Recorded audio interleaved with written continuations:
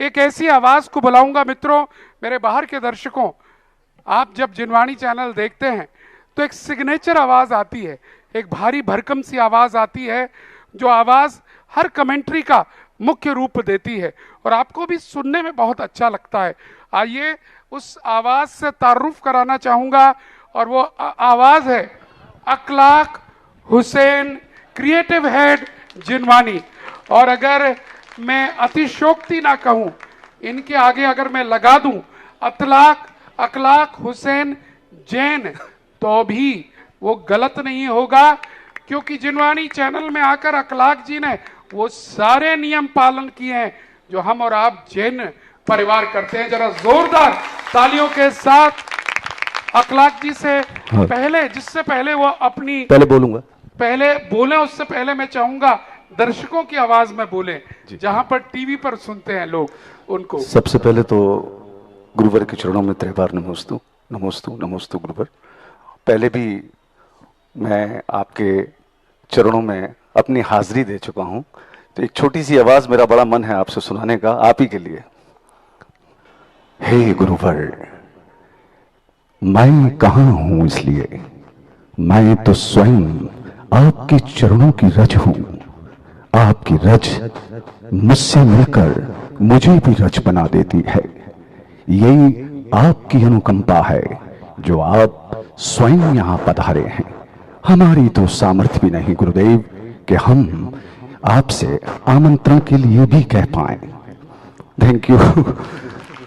और एक सवाल है मेरा, जिज्ञासा है गुरुदेव। इसी आवाज में आप भी उत्तर सुन लीजिए पहले।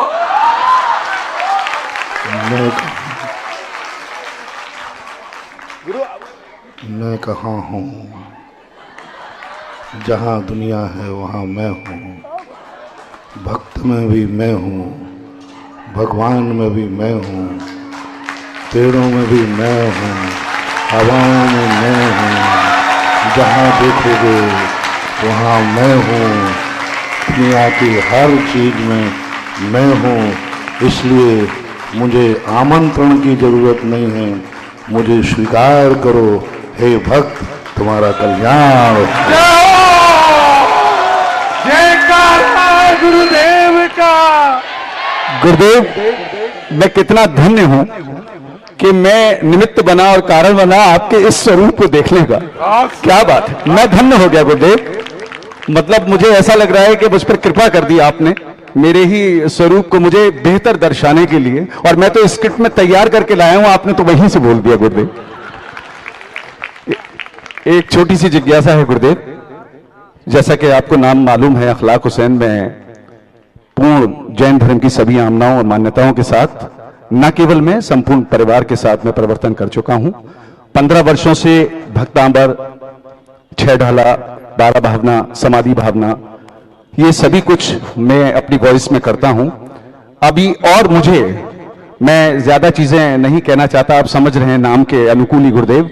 मुझे और क्या सावधानियां बरतनी चाहिए जो मैं पूर्णतः जैन धर्म के नीति नियम और उनके सिद्धांतों के अनुकूल इस धर्म पर भावना को कर सकूं।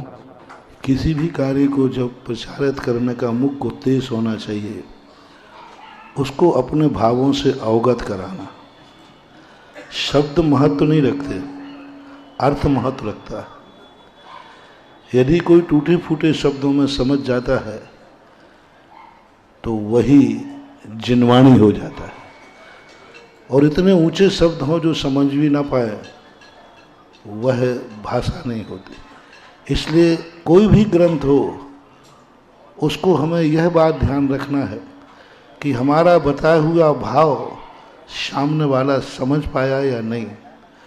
और यह समझाने की चेष्टा जब होती है, तब व्यक्ति के शास्त्रों से शब्द नहीं निकलते, हृदय से शब्द निकलते हैं।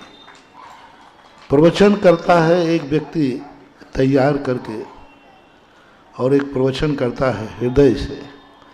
हृदय से जब प्रवचन होता है तो व्यक्ति को रोमांचित कर देता है। और हृदय से निकला हुआ प्रवचन हर दिन नया होगा।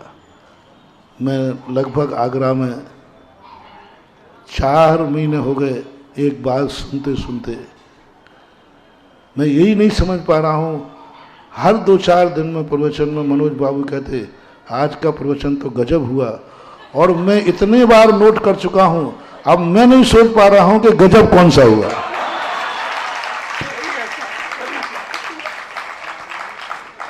क्योंकि आवाज मैं खुद सोच रहा हूँ कि हर दिन प्रवचन सोच रहा हूँ, तो मैं सोचता हूँ ये प्रवचन 4 महीने कहाँ छुपा रहा है।